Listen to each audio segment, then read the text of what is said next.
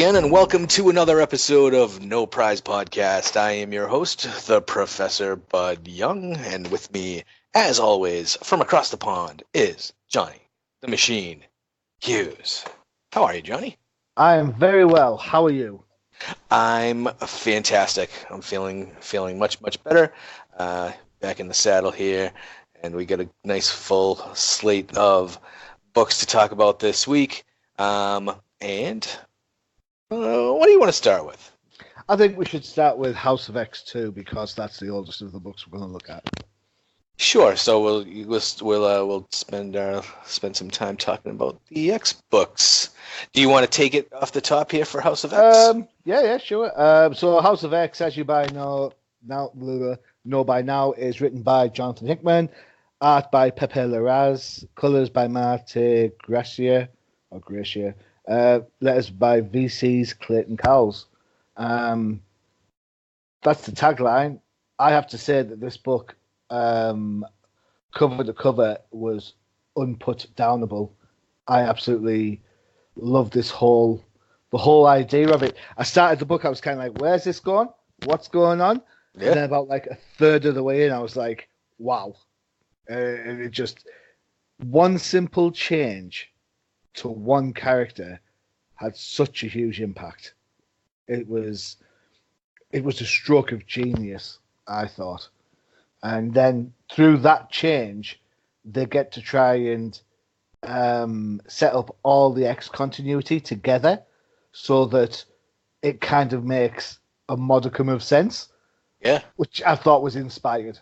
It's like a tether now. Yeah, totally. Yeah. And you kind of like, so they're not saying that what happened in the past didn't happen, and they're not saying it didn't happen in like an alternative universe. It's pretty much just saying that was one lifetime, time started again, and we're back through again, like a record or a tape on spool. It's such a simple idea, but I can't think of anywhere else it's been done before. And it made Moira such an interesting character, I thought, because there's that back in the day, back when it was Claremont and Cockrum and John Byrne, you think, well, why is Moira even involved with this lot? Right. Yeah, and there's no reason for her to be involved. Obviously, then Proteus comes along, but up to that point, there's no reason, right? So you're like, it was always a bit of a kind of like a non sequitur, like why is she there? But this book goes somewhere to explain that. Mystique and Destiny are in it. I think Mystique, they are absolutely badass together. I'm looking forward to the clarification of their relationship that's allegedly coming up. The only thing wrong with this book, the dreaded 9-panel page returns, which I have got to say is overused to the max. I'm sick of seeing it. So, storytellers, artists, writers, stop plotting 9-panel pages. Stop it. There you go. So I don't agree with you about the 9-panel page. Sometimes I think let me finish. Sometimes the 9-panel page is good for exposition purposes. If you need to kind of further along the plot and you don't have a lot of time to do it, a 9-panel page kind of gets that all out, and then that leaves you more room for the larger panel pages. Totally. Okay, but this book's 38 pages long. If you can't get the dialogue and exposition out in 38 pages... Are you kidding? Some of the pages are full on text, man. Some of these 38 pages are just text. All I'm saying is I have this year I have suffered the 9-panel page on Batman. Yeah. Doomsday Clock when it comes out every now and again. Mr. Miracle. Yeah. Heroes in Crisis. Yeah. It's like, I get it. Watchmen set the bar. I understand. But it shows maturity. This is the way adults like to read comics. We don't need splash panels. We don't need big muscly blokes and curvy women doing whatever it is they're doing. We need like talking heads. No, we don't. We do if you want it every now and again, but it's getting to the point where nearly every comic book has this storytelling method in there. All I'm saying is, let's change it up a little bit, please. Yeah. So I want to talk a little bit about the overall idea of this book and the whole idea of Moira being this Omega level mutant with a power that we've never seen before. And before I crack on it, I think this is a stroke of genius. It's exactly what you said before, because it allows Hickman to explore other timelines and realities, right, without messing with his overall main story. Yeah. And it also kind of makes you think, especially when we talk about Powers of X in a minute, are these all the same timeline that we're talking about? Yeah. which made me think after I read this issue and then read Powers of X 2, which is timeline prime. Yeah. So maybe that's where this whole we call it House of X, and but we know Lucas likes calling it House of 10. Yeah. So is this where this 10 comes from in this? Maybe it's 10 timelines. Maybe. Well, if look at the end, look at the back of House of X number 2, and they have all of Moira's lives with the timelines, and count them up, because that might be 10, because there's several. But so when you said you've never seen something like this done before, I remember this movie called Groundhog Day about 25 years ago with Bill Murray, where he woke up every Groundhog Day. Yeah, fair enough. I meant in comic books, numbnuts. No, I know. But so that's exactly the first thing that I was thinking of when I was like, oh, first life, second life, third life, fourth life. There is 10 lives, by the way. So maybe Lucas has got something there. Maybe.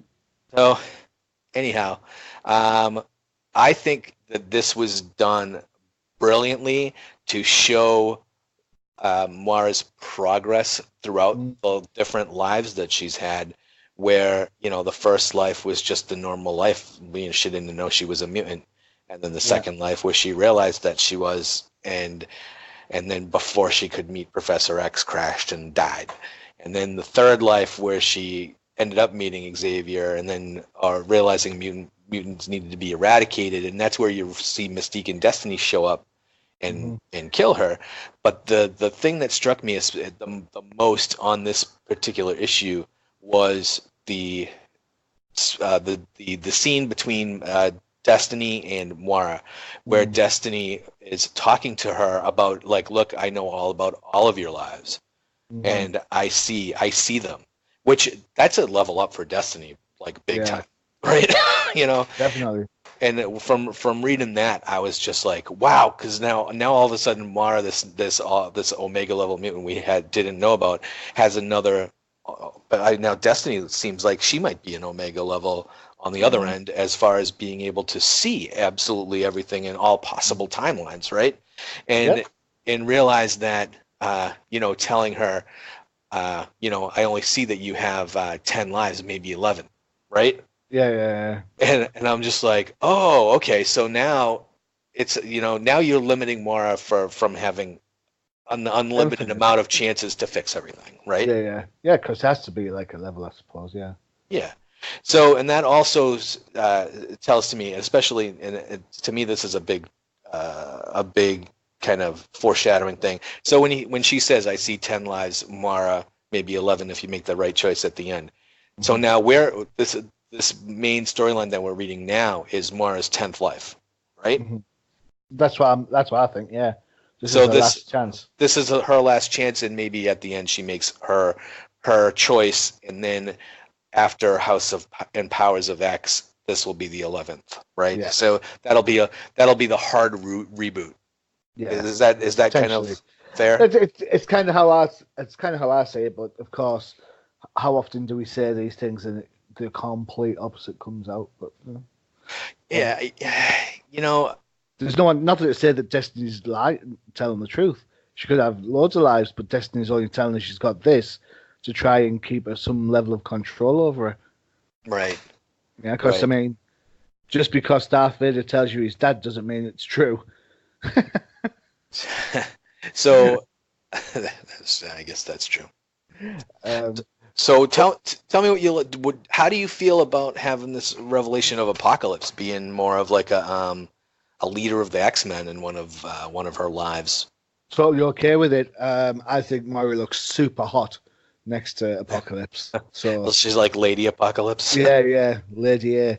Um, it just shows you the depths of how she's trying to do the various different things.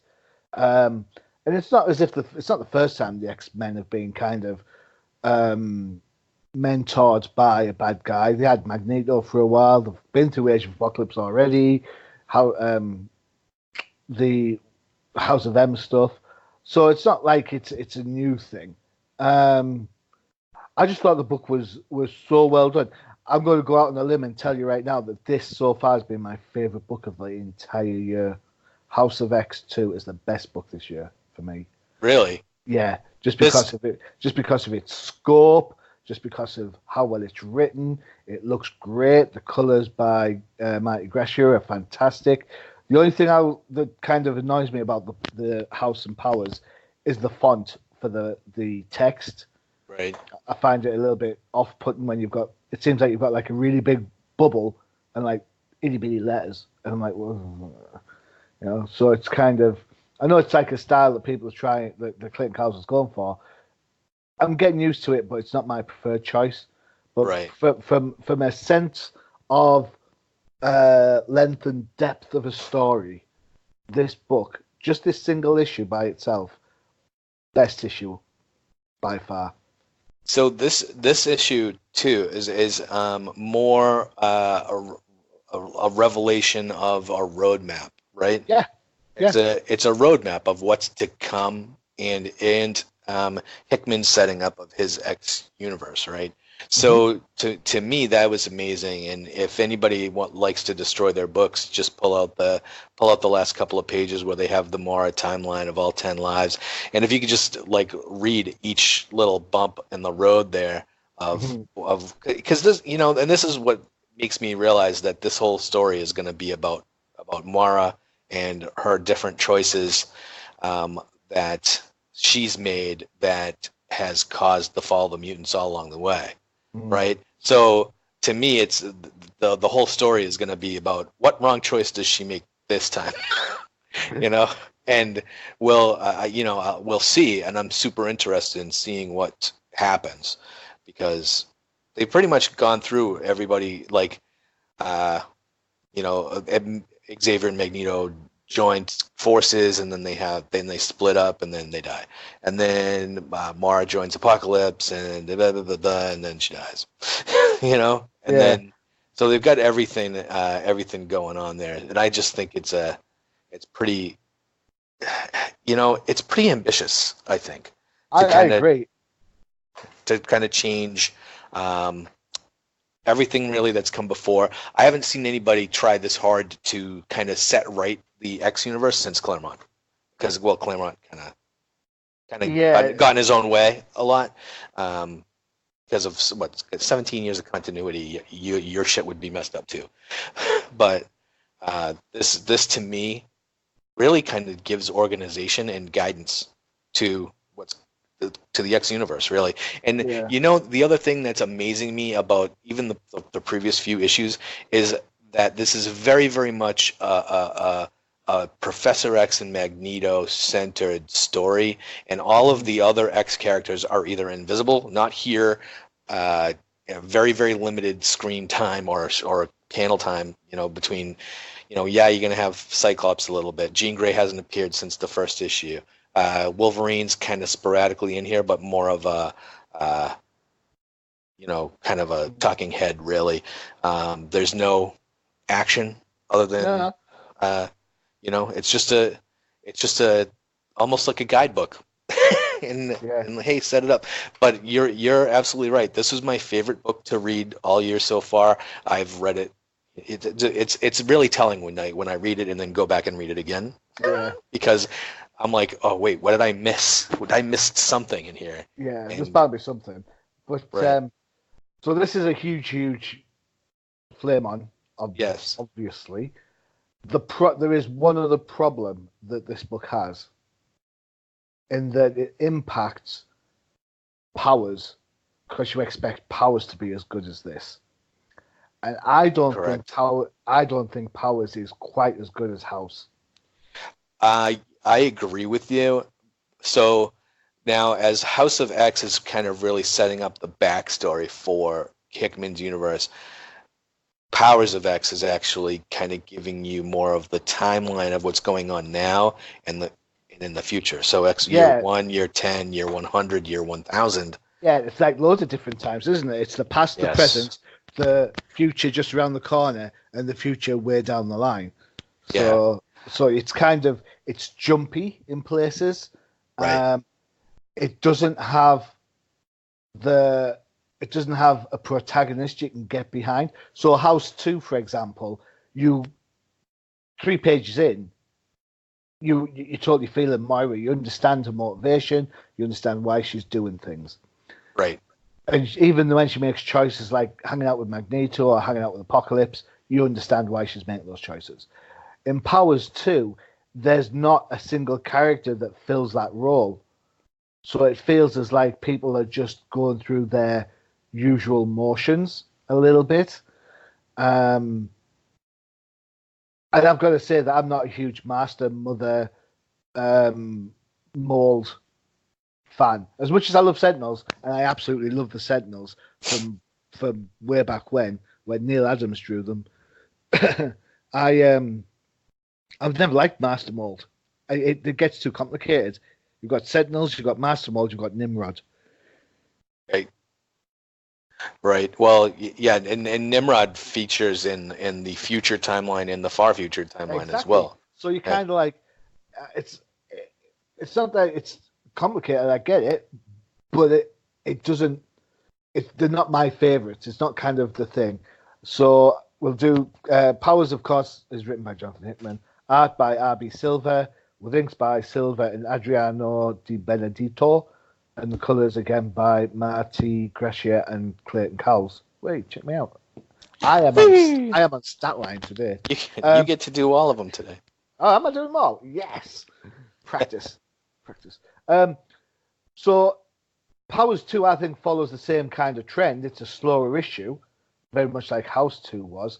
Yes. But because of that, and because there's no real focal character, you get the snippets of the different timelines. It just feels a little less satisfying somehow. It's still a massive flame on because the ambition of the whole idea of the story is fantastic, and it's done well, and the dialogue's well, and Cyclops kick ass. But for large parts, I'm kind of do I care? Do I not care? Is that a fair assessment? Do you think? Yeah. So, well, I'm going to disagree with you on one part where I do think there is one focal point of this book, and the Okay. focus is on Nimrod. Nimrod is the main character of this book. He's at least mentioned in he's mentioned in year 10, and then in year 100 and 1000 he's prominent.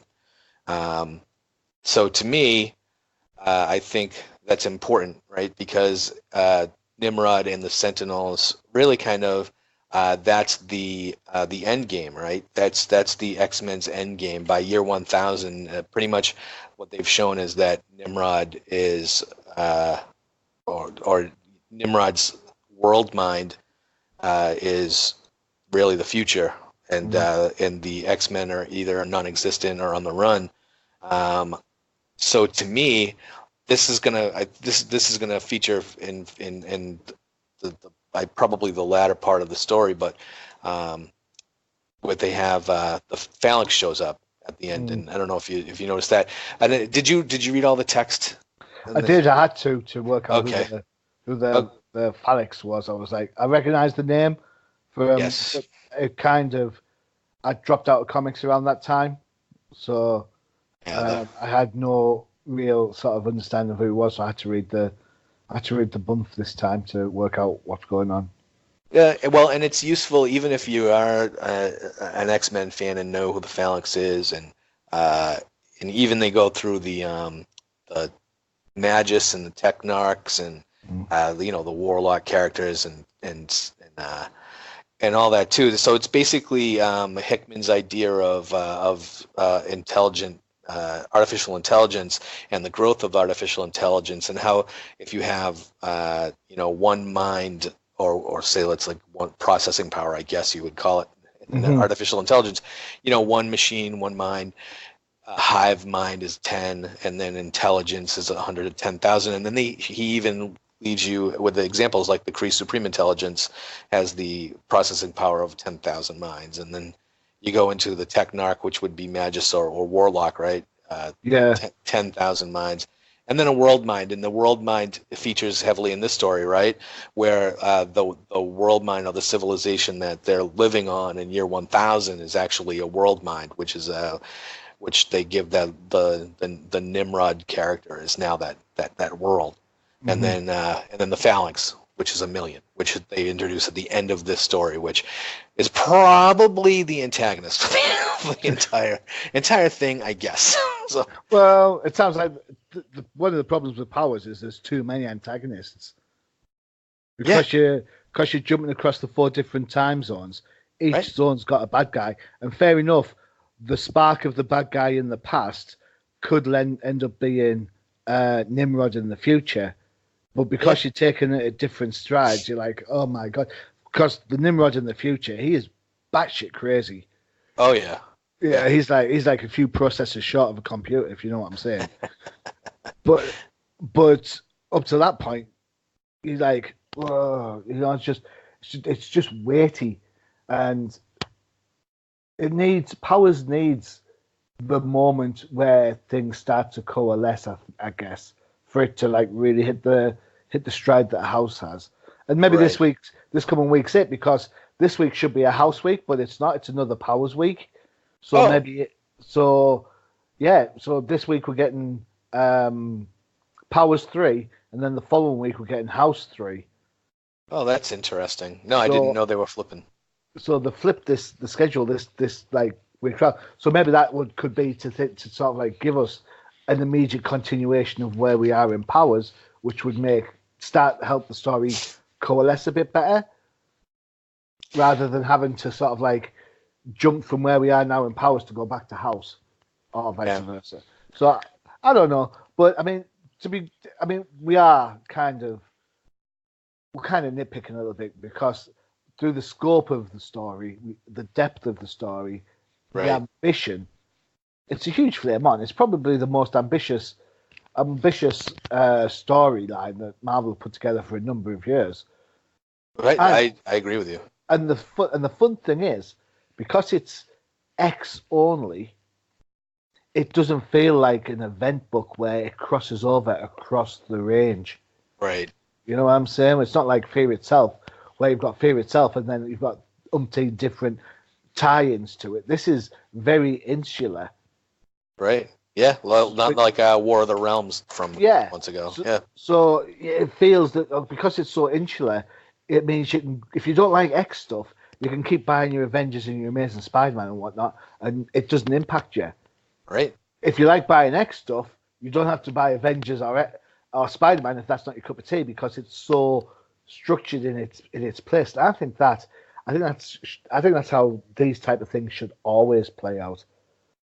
I think you're absolutely correct. Too many times, important things happen in event storylines in books that you don't pick up, and then when you buy the actual, for the sake of argument, Fear Itself, but if you buy the run like 1 through 6. Whatever happens between issues 1 and 2, because it happens in other people's books, if you're just buying the miniseries, you don't get the full story. At least with these X books, you're getting the whole thing because it's contained within these 12 issues. So I think whoever came up with the idea wants a big round of applause. So the one last thing that I want to talk about House of X and Powers of X is the kind of bringing to center of Professor X and Magneto, who have been traditionally on polar opposite sides of the mutants, the good side, the bad side. And they explain very well in House of X 2, where Professor X becomes radicalized by what Mara shows him. Mm-hmm. And the same thing with Magneto when they show Magneto, and that kind of brings them into that central common cause goal Mm-hmm. that now they're working together, and Yeah. that to me is kind of amazing, and kind of, they've been going on down this line with Professor X for a long time now too. Like, how good is he really? How manipulative Yeah. is he really? Yeah. And that we'll see that in Invaders too when we review that. Yeah. But this, to me, bringing him more to center, and Magneto from more like how evil he used to be, to kind of towards to like a middle ground, where Magneto has been and hasn't been, right? So Yeah. Yeah.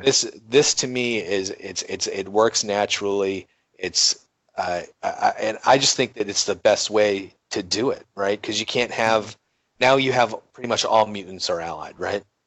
Now Yeah. That. there That. is that no such go thing on. as an evil mutant.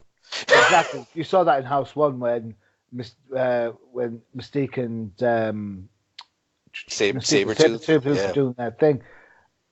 The White Queen's hanging out with Magneto, so it's kind of it's the working towards a common goal. Definitely.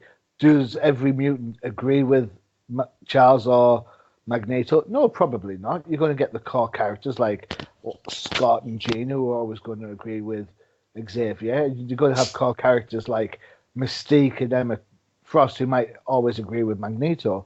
But because the two figureheads have been pulled to the middle, as you say, then they can't help but be pulled into the middle as well. right.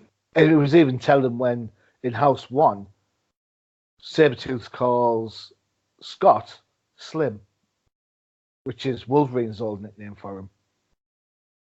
Well, that's a revelation. I didn't even think about that. So that But shows you how comfortable all the mutants are in relation to each other. Yeah, no, I totally agree with you. That this is like I said, one of these books that I'm actually waiting for the next book. Usually I don't care because hey, it comes in when it comes in, but I'm just like, and you even said when I think you were when we were talking to Al last week, and you were like, how come we didn't get the book? Yeah. I'm know? on the case all the way. It's like, why aren't we getting this straight away? Oh well, because it's like, I don't care. We keep bigger secrets than bloody this. Right, You right. know? I read But DC's Rebirth #1 4 days before the spoilers hit out, and I didn't say jack about it. So oh yeah, no, I think we all read that together. yeah. Um, So it's like, we can yeah. we could keep secrets, Marvel. Just to let you know. Just to touch base on this, DC are also keeping secrets because they haven't closed that one off yet, and it's been so long now that I think people forget it's Rebirth. Anyway, by the by, next. But All House right. of Powers are huge flame-ons. Definitely. Yes, if you buy any Marvel book this year, make it House of X and Powers of X. But let's jump over to let's do Invaders number 8. This number 8. Invaders number. Can you believe it made it to an 8th issue? But No, not at all. all right, so this is the second part of the storyline. It's called Dead in the Water, and I'm going to let Johnny say who this book is by. Written by Chip Zdarsky. Yeah. Zdarsky, yeah. Art by Carlos, yeah. Carlos Magno and Butch Geis are on art. Is it Geis or Guise or whatever? Geese? Color. Geese has E's and S's in it, man. Maybe. Colors by Alex Guimarães and Dono Sanchez Amara, and VC's Travis Lanham. It's on letters. There you go. All right. So anybody that loves the Invaders, these are the original, quote-unquote, original timely Marvel characters: Captain America, Namor, Human Torch, the Jim Hammond Human Torch, not Johnny, and Winter Soldier or Bucky. This book, this kind of has been kind of a guilty pleasure for me because I've always loved watching Namor kind of play the villain of the piece, and he's been the main villain in this book since issue 1. And here in this book, you kind of get a kind of an inside look that things might not be as they seem. Where before you kind of like, okay, so Namor's back, he's against the surface world again, and now he's putting himself against Cap and against Human Torch, and even in the previous issues, which I'm sure you didn't read, Namor actually blew up the Human Torch because the Human Torch is an android, so it doesn't mean death for him, which you see early on in this issue where Jim's head is now attached to an Iron Man body. Yep. Which, hopefully that's going to be something that's rectified. But what amazes me is that he can flame on the Iron Man suit. Yeah. which is weird. Yeah, I'm not even on there. I'm not even touching that one. Okay, so there's some other good characters in here. Toro, you remember him from All Winter Squad? Yep. But this book very much is a Namor book where they're actually trying to stop him. His plot was that he attacked a surface world city and sank it, and at that point also causing all of the residents of that city to become water breathers, using a mutant that they reverse engineered into a formula to make all humans water breathers. So that makes the real villain of the piece, which would be Roxxon Oil. big companies. They're the villains. Because they want the technology, right? They always that's what they want to run the world, and you see that in the very beginning of the book where they have the military saying, hey, we want to do a tactical strike to take out Atlantis, but we're holding off because we want to see how negotiations go, and then Roxxon kind of stonewalls them and say, hey, you're not attacking until we get the stuff. Yeah. So it's all about the technology and the money. Special interests in lobbying. So they turn this into a kind of a political issue. But the real meat of the story comes when Winter Soldier meets Namor at a bar, and they have kind of a heart-to-heart where you realize that that Professor Xavier, who previously in the last 7 issues, you find out that when Namor was found on the docks back in Fantastic Four number 4 or 5 back in like the 60s, that he was actually mind wiped by Professor X. And that was kind of a bit of a retcon, right? Yeah. But Namor's the first mutant. Right. But Xavier actually put the ghost of one of Namor's friends that he had in World War II kind of as a conscience. So this is kind of a bit of a retcon issue, right? And you realize that this guy, his buddy from World War II, has been in the back of his head for all this time, and he's really the one that's in control of Namor at this point. Yeah. And the weird part about this issue, which may be a little confusing, is you see at some points in the back of this guy, in the back of Namor's head, is that his World War II buddy becomes Atlantean, right? He can because he's blue skinned, and so you're not really sure, like, whether or not it's maybe Namor's Atlantean side that's really kind of winning out.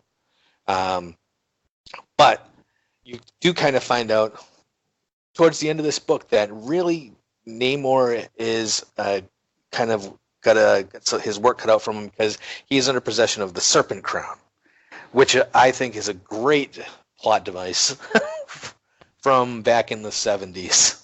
and I love the Very Serpent good. Crown. There's some great issues with Serpent Crown in the Avengers and in Namor.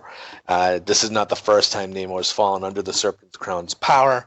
There was a big crossover event in the '80s called Atlantis Attacks that had I featured the remember Serpent that. Crown prominently. It was going around kidnapping the women of the Marvel Universe. Yeah, it was. Yeah. So, so I think this ended up being like almost backwardly cool, right? Because Yeah. at first, like the last 7 issues, I was just thinking, oh, Namor's a dick again, which I was totally buying because Yeah. Namor's frequently been a dick. Um, but now we know that he's under possession of the Serpent Crown, and now and then they bring back the Invisible Woman, which I think Yes. was a good spot, right? Yeah, totally. To a point.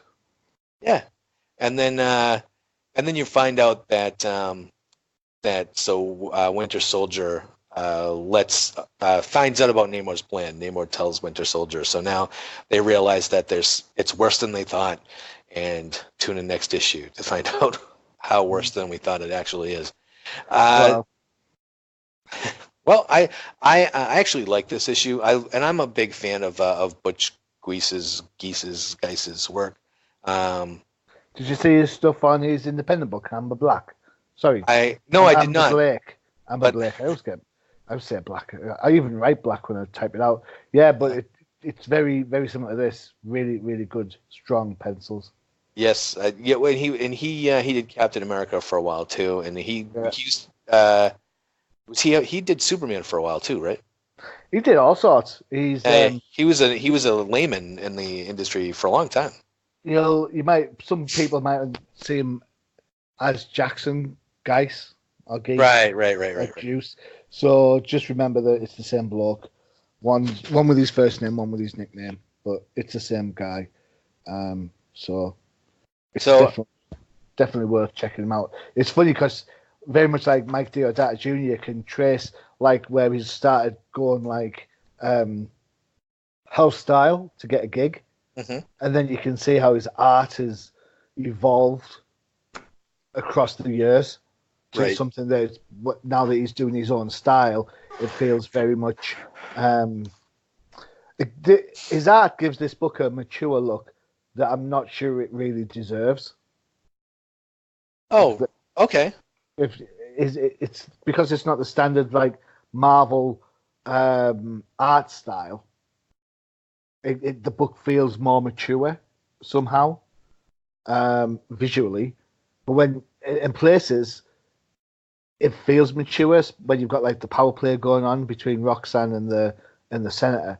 But then when you've got the talky bit between Winter Soldier and Namor, that's just pure superhero bullshit. So I'm thinking, why does this art look so good for this book? Well, that's one of the things I think I like about this book is it's kind of reminiscent about the art style on Ed Brubaker's Captain America run, Yeah, which I can see that. and I forgive me if I'm wrong, but I think Butch might have drew a few issues of that too. Um, but primarily Steve Epting, and that's kind of like this art is reminiscent of a Steve Epting or It's a lot darker than Steve Epting. Steve Epting can draw quite house style. I've got some of his stuff on Avengers. right. So if anybody picks up their own books this week from Marvel and they see there's a lack of words in their books, they need to check Invaders out because that's where all the exposition is. Right in this book. All the words are here. Yeah, This is definitely an old school Marvel book that takes you 20 minutes to read. I'm not even sure that some of the words in this book deserve to be in this book. There's that many words. There's that many balloons. I'm like, what? I mean, I know VC do a lot of work for Marvel, but have you got them mixed up a little bit? All joking aside, They charge by the letter. yeah, there's a lot of reading in this book. A lot of reading. I first came across the Invaders back in the late 70s, late 70s. Over here, every Christmas we get like these hardback books called annuals, and Yes. they're normally, I don't know, whatever. So I had a Fantastic Four one, and in this particular Fantastic Four story, the Thing had been sent back in time and was in World War Two with the invaders. I can't remember if he went there as Ben Grimm or if he went there as a Thing, but it was really quite odd. And I was like, that was the first time I'd heard about the invaders because it's not really a British thing. Right. American heroes go to fight the war. So, okay.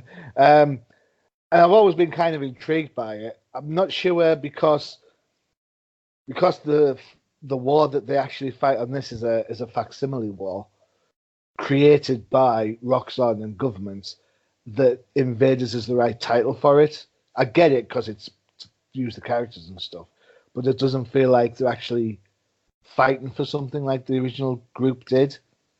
So I think it's a beat out of time, very much like Captain America himself could be.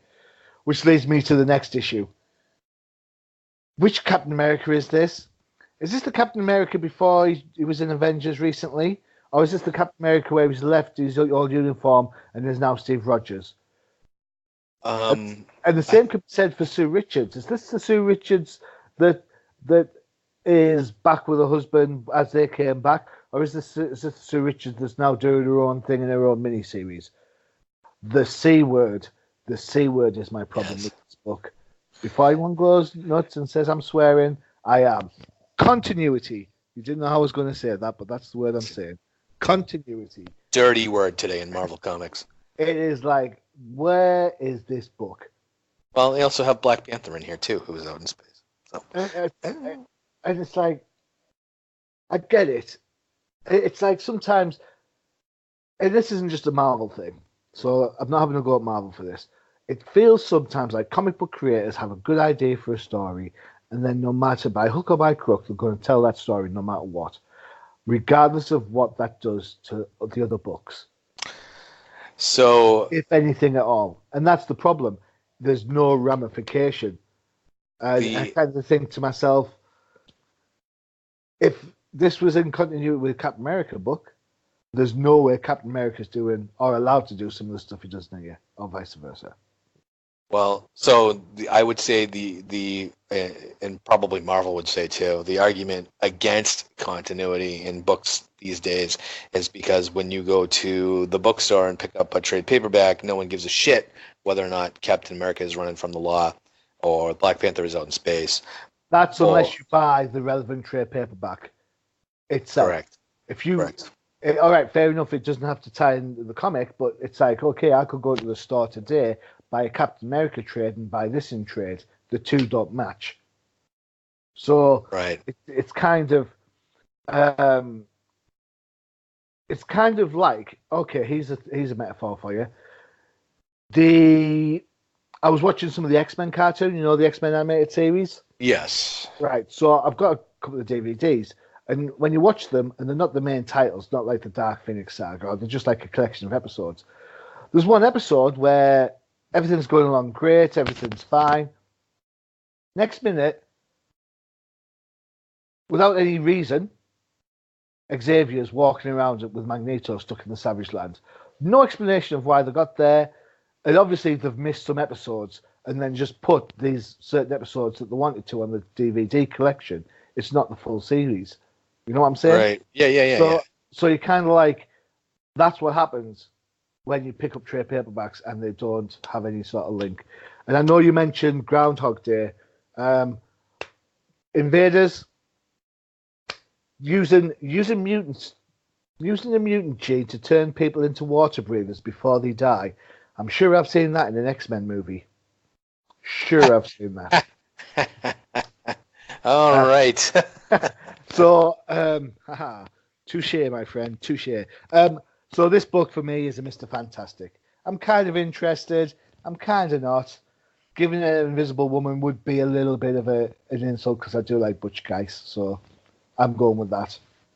Mr. Fantastic. And I'm going to flame on the book because I really liked it, and I like where they're going and where they've been, and it's captured my interest. So I want to see what happens. It's old school. You like old school. I really, really do. I really do. There's nothing like an old school. Well, Ain't no school like the old school. from old school to new school, let's go to the Amazing Spider-Man number. Spider-Man, What Spider-Man. number is this? 27? 27. 27. Or in the legacy number, it's 828. Whoa. Can you imagine? Yeah. What can I imagine? What? It's still 172 issues behind Detective Comics in action, if not. So So don't get all like, ooh, that's a big number. It's not. So someone that was a kind of not even a French comic book fan, but we were talking about comics yesterday, and he says, wow, he says, answer me a question. How can sitcoms and TV shows last for like maximum 10 years, and you get like a book like Spider-Man? How can they be publishing Spider-Man like 60 years after he debuted? And I was like, I don't know. How can the Avengers make $1 billion at the box office? I never thought that it would do that. Mm. But to me, there have been a comic book fans, and 50, 60 years ago, it was a lot more affordable, and that's all people were doing because a lot of people didn't have TVs and didn't have movies at their fingertips or what have you. So, Mhm. I mean, but it is definitely a dying industry. Sure.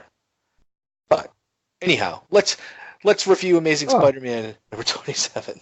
Totally rained on the parade there, didn't you? Oh. I did. It's been a dying industry for years. It has been, and I didn't mean to kind of shit on it. But Yeah. All right. I hope your copy of X2. I hope your copy of House of X2 has a big, massive crease in it. There you go. Oh no, the digital crease. You don't buy new stuff anymore. Oh, see. I don't. Boo! I Boo! I know. Boo! Can I tell you the last time I actually bought an actual copy that I could hold in my hands of any comic book? Was Jimmy Carter still in president? No, it was pre-divorce, Professor, which was over 10 years ago. I had budgetary constraints, and I could not buy comics for a long time. So, and then when I got back into it, it was digital was just the way to go because I didn't have space. So, Okay, I'll let you off. Boo! No. All right. So go ahead Spider-Man. with Amazing Spider-Man. Go ahead. Nick Spencer is on writing chores. Art by Kev Walker, ink by John Dell, which I found quite ironic. John Dell, inks. What do you use a printer for that? I don't know.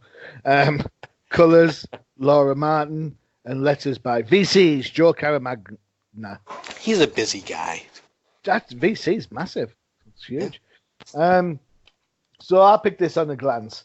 I looked at it, thought, oh my God, this is just too much noise. I'm going to pick it just so I can go, there's too much noise. But then this morning, I actually took the time to read the damn thing. And whilst the glance says the book is chaotic, there's too many characters, there's too many arms, not enough bunny girls, no fishnets, I was prepared to clobber the whole thing. But when I read it, yes, it's chaotic. Yes, there's too many arms. Yes, there's not enough bunny girls. And yes, there is definitely no fishnets. You know what? It also has a really daft sense of fun. And when I think back to, because I read this after I read Invaders, so here's my reading so far for the show. I read House, I read Powers, I read Invaders, then I read this. This was the sort of mindless kind of lemon sorbet type story that you need just to get all that heaviness out of the way and remember why you like comics in the first place. It's Spider-Man doing what Spider-Man does. He cracks a joke, he turns up, does some webbing, Spider-Sense gets him into some trouble. Yeah, there's a little bit of, which I found absolutely hugely ironic. There's a bit where the girls are telling off Boomerang for mansplaining something to them, and yet when they're in the cave talking to each other, they're actually mansplaining to the reader. So it's like dudes, what you doing? You've just dissed one guy for doing it, and you're doing the exact same thing. It's so tongue in cheek. Yeah, It's no, I know. but and I was kind of on the fence. I was like, do I need to be preached that? Do I need to patronize that? And then it got me thinking. Well, actually, hold on a second. Spider-Man like Avengers is probably Marvel's most cross-diverse readership book. Would you agree? Because Absolutely. you get old school fans like us who like Spider-Man and Avengers from back when we were kids and stuff. And then, of course, because they're so multinational with all the movies and stuff, you're going to get a lot of extra fans reading it. So you know what? Some of this stuff isn't aimed at me. Some of it is aimed at people who might know better or need to be educated on certain things. And I don't have a problem with that when I thought of it like that. So I was kind of like, yeah, okay, fair enough. It's the price you have to pay for Spider-Man making $1 billion or Avengers making $1 billion. Right. The fact is that, sometimes those books aren't going to be written purely with us older readers in mind. Unlike House of X and Powers, which is purely aimed at us start to finish, no ifs, no buts. The dialogue I thought was snappy. I thought the action scenes were great. The art, I thought it was just good enough. There's some of the panels reminded me of the Ultimate Spider-Man cartoon, in that some really good like action shots, but then when he loses that dynamism and he becomes more solid on foot on ground, or he's stood up or whatever, he loses something. Right. And the panel and the posture changes a little bit, and my Spider-Man has to be all elbows and knees. Yep. That's his thing. I've said it like a gazillion times. Yeah, and no one listens to you. I don't know why that is. Hey, well, they listened on an Endgame when I called the end, so I don't care about that so much. What I did like was the expressions on the faces were done fantastically well. I liked them all. I loved Boomerang's stupid grin when he doesn't understand how much trouble he's actually in. Yes. And it's just like totally ignorant to the whole danger. He's just like blah blah blah and doing his own thing. So funny.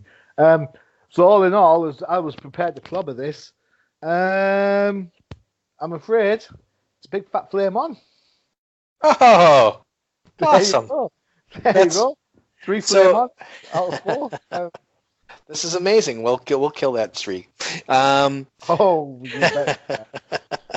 All right. So I love this book too, and this book, Nick Spencer's muse is obviously Boomerang. He did it in was it Deadly Foes of Spider-Man when he was doing that, or it was Superior Foes of Spider-Man. That was his claim to fame so far. It was Nick Spencer writes the best villains when he can just go full on and just write villains all the time because they're funny and they laugh at themselves.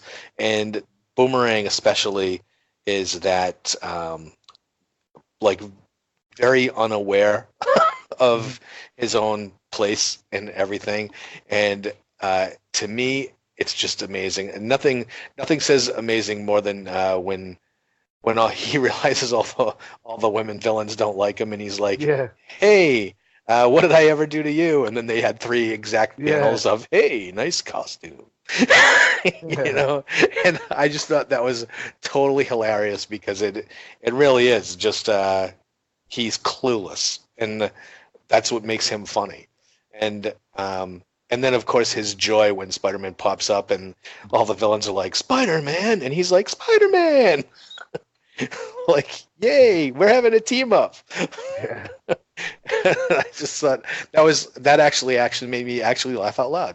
And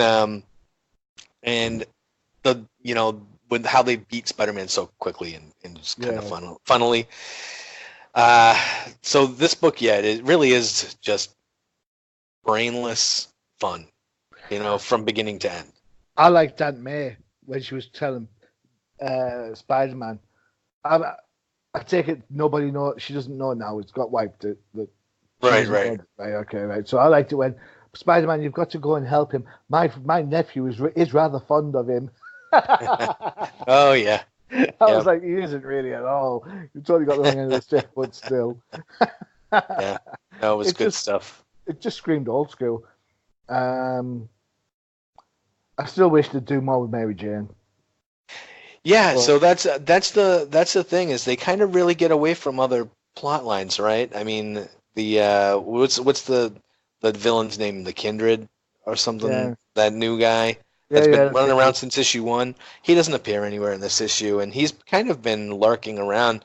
And the last couple of issues they kind of brought him to the forefront and kind of made him more of an impending threat.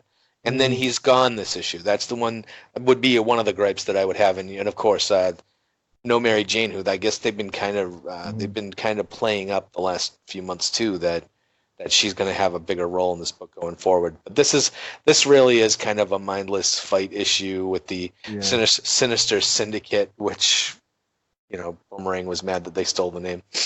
it's just Syndicate now. The syndicate. Yeah, it's what it is now. Yeah. So yeah, I thought this book was just, you know, it was just so as you say, it's so fun. Even getting away from all the dark Spider-Man stuff with the Craven story not so long ago, it felt back to basics, which I think was was that not the kind of hook for this book in the first place? Yes. Yeah. So Yes. Hey, what would you think if Nick Spencer did a Boomerang limited series? Would you buy it? Would you get it? um, I would definitely read it. My problem with characters like Boomerang um, is that there can be a one-trick pony, and once you've done stupid buffoonery once, going over it again, sometimes it gets a bit samey. Um, Yeah. look at people like Booster Gold, for example. Oh, okay, right. Yep. Yeah, and Buffoon. He's a buffoon. yeah, and it's all well and good when he reacts with someone like straight up like Batman. Um, sorry, I know I'm using DC characters, but it's the one that kind of sprung to my mind. Um, but it's okay when he's doing it with Batman, but when he does it with Superman, you're like, yeah, I've seen this already. It works better. So you've kind of got to use it sparingly, I think. Yeah. I don't know. I think he might be able to hold a limited series together, especially if you threw in, uh, Shocker or something like Piss that. Pot Pete. Let's have some Piss Pot Pete in there. How many cheesy villains can they, have him run around with Hypno Hustler or something? That would be just comedy for days. Rocket Racer. Yeah. You know, there definitely is no bottom to the cheesy Spider-Man D-list villains. So And what do you mean nobody listens? Are you saying you disagree with the fact that Spider-Man should be all elbows and knees? I absolutely agree with you about elbows and knees. Okay. So Yeah, fine. Okay, then. all right, All so right. this is a flame on for me too. So I loved Amazing Spider-Man, and I'm a pretty big Nick Spencer fan for Spider-Man. So he can do whatever now. I'm just waiting for the Hail Hydra moment. There's got to be one. Yeah, well, maybe when Mary Jane puts on the spider costume, that's probably when I jump off. But we'll see. So, All right, when Aunt May teams up with Galactus. Was that a Hostess cupcake ad or something like that? I don't know. Oh, something like that. Oh, when she starts dating Doctor Strange. Oh boy. Yeah. Peter, my new boyfriend is magic with his hands. She likes the doctors. That's for sure. For sure. All right. So We have time for one more, don't we? We do. We're going to do a really. Okay, so this is called Absolute Carnage, Separation Anxiety, and we're talking about this because of the Absolute Carnage, I guess, event that is happening across the Spider books starting this month, and this is probably one of the several satellite books that have come out so far, and this is going to be written by Clay McLeod Chapman. Oh, wait, you're going to do it. Go ahead. Sorry. No, fine. So my thunder. I could have said you picked the ones I can say: Brian Revel, Jordan Boyd, and Travis Lanham. All right, so artist, colorist, and letterer, respectively. So you take away the ones I can say. Uh, Fine. Go on, carry on. So, to give you a bit of a background, back in the early '90s when Venom was, best thing since sliced bread, he was actually more of a like a Deadpool. Like he was all over the place, right? Venom was in everything. Uh, Yeah, and I love it. in one of the limited series, they introduced the offspring of Venom, which there were five of them: Scream, Lasher, Riot, Agony, and Phage. And apparently, in a previous appearance, I imagine it was an issue of Deadpool, that all of those five symbiotes were attached to a dog. And this issue shows the dog actually the symbiotes split, and they all chase and take over a wonderful family of four. And it's done in I imagine what's supposed to be kind of like a horror movie feel. Like I kind of think that we're supposed to be very fearful, and we're supposed to feel really bad for this fighting family that gets taken over, and then they spend the rest of the issue the kid taking over the kids. And I don't really know how much I can say about this book. It definitely was not for me. I think it was the the art. I think they try to make you to try to do like a horror type thing with the fear on the kids' faces, and the symbiotes look very mutanty, blobby tentacles, and just try to take you over. There's a couple of really kind of disturbing visuals of they kill the neighbor, and then he's laying on the table serving him up like they're going to eat him. There's a prolonged scene where they're trying to get the little girl to eat the guy on the table. It was just it wasn't good. It wasn't good. I didn't like it. It wasn't aimed at me. If something that has like supposed to be like a massive crossover, if I have something that's kind of really more of an adult nature with some disturbing visual images and everything, I don't know what Marvel was going for. Yeah. So I agree 110% with you on this one. I've been through what that little girl's gone through when families break up. It's not a fun time. And then on top of that, you traumatize it by being hunted down by what the Venom symbiont. What gets me the most is that Venom was supposed to be like the most powerful character at the time, Yes. and he was separated and whatevered by this corporation that had a hate on for Spider-Man. Now, if the corporation could do that to the Venom suit, you've got to question why they didn't just kill Spider-Man, because Venom kicks Spider-Man all over the place every time. So it's like there's some crazy Marvel logic, but that's by the by. This book is disturbing. It's emotive for all the wrong reasons. The horror feel, I think they're trying to copy a little bit of Immortal Hulk. Yes, yes. In style, but I think the colours are disappointing. They don't have the same sort of resonance. It's a darker colour, so they're going for that really horror vibe. Did it feel like an indie book for you? It kind of felt like an indie book for me. Yeah, and I like indie books, but I don't. This book is just tasteless on so many levels. Some of it's my own personal issues from when my parents got split up. Some of it is the fact that they are practically forcing a kid to do stuff she doesn't want to do, including eat a person.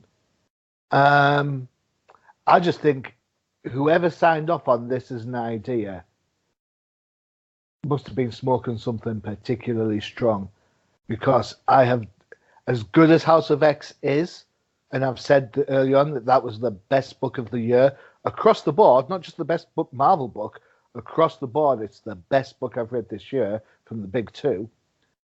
This is the worst thing that I have looked at across every company, across all the Marvel books, the DC books, the indie books, whatever. This book was ugly to read. It was ugly to look at. I can't even. I want to clobber it to the point where Galactus comes and sticks his machine in and eats it up, and even that, the book would make him barf. It's that bad. So Right. I just find it absolutely distasteful across so many different ways. I cannot believe.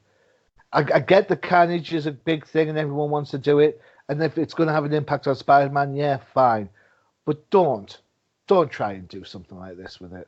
Especially if you're going to try and carry that horror vibe over into a Spider-Man book. Because we've just said that Spider-Man isn't for just the adults of the comic book world. Right. Spider-Man is for everybody who reads comics. So this book, and I can't agree with you more. This book, to me, had the opposite effect of what Marvel should be hoping for with these satellite books. This book in no way, shape, or form makes me want to read any of the Absolute Carnage series at all. It makes me want to run the other way and just tell me when it's over so I can look. To be fair, if we do, we're probably going to have to talk about Absolute Carnage at some point. Right. But I am really not looking forward to it. This book is absolutely just poured vinegar on what for me was an already dodgy idea. So that may mean I'm biased. I don't care, but for me, this book is a huge. You know, if I'm in a comic book shop and I see mums and dads with the kids and say, "Oh, can we buy this because it's got that?" and I'll be like, "Dude, do not buy that book for that kid at all." Yep. And that, so you know, it's distasteful, to say the least. Yeah. And that's what I think. If this is like the top of the iceberg for these Absolute Carnage books, because there's a lot of them coming out over the next few months. Well, It's if this is any indication of what the rest of them are like, I think Marvel might actually have a bit of a media problem on their hands if this book finds its way into some complaining parents. Well, to be fair, I mean, a comic book company has to create books for its entire audience. And yes, I agree with you there. Yeah, because you get the whole range, like the Black Label books from DC at the moment, or Vertigo, or all that sort of stuff. But if you're going to do something like that, don't use a spider character. Do something that you know full well it's going to appeal to the mature reader, because that's what this book's aimed at. So, This book is rated T+. This really should be aimed at mature readers. Am I right? Agreed, totally. But yeah, hey ho. At least we have more X coming, so that's all right. That is a good thing. All right, so that's going to do it for this episode of No Prize Podcast. We will be back with you. Oh my God, we're going to be back with you first weekend of September. That's wow. This year is going by very, very quickly. And that is the week before my vacay. Yeah. Oh my goodness! The next time we're gonna be doing this, it's gonna be football season. It's already football season. Well, American football season. Preseason counts. Oh yeah, preseason. Oh yeah, the Patriots are on tonight. Wait, Dolphins lost last night. Wait. All right. Beat Atlanta though. Isn't it wild that Atlanta have lost something like 13 straight preseason games? Ah, really? Yeah, check it out. What a bonkers stat. Oh, they just picked up our cast off quarterback that we cut. Danny Etling. They just picked up Danny Etling. Well, they're not getting rid of what's his name, so I don't know. They can't do any worse, I think. I don't know. The Falcons quarterback's decent. Is it Matt Ryan? I think, isn't it? Yes. Yeah. Right. So yeah, he's decent. Yeah, he's not bringing the Falcons anywhere. Well, you could say that about the dude at the Bengals, but or Kirk Cousins for Minnesota, but there's a sheer lack of quality play callers. Anyway, we digress. Tune in next week for some more football talk. All right. All right. So enjoy. We'll see you again in a couple of weeks. Have a good week. Adios.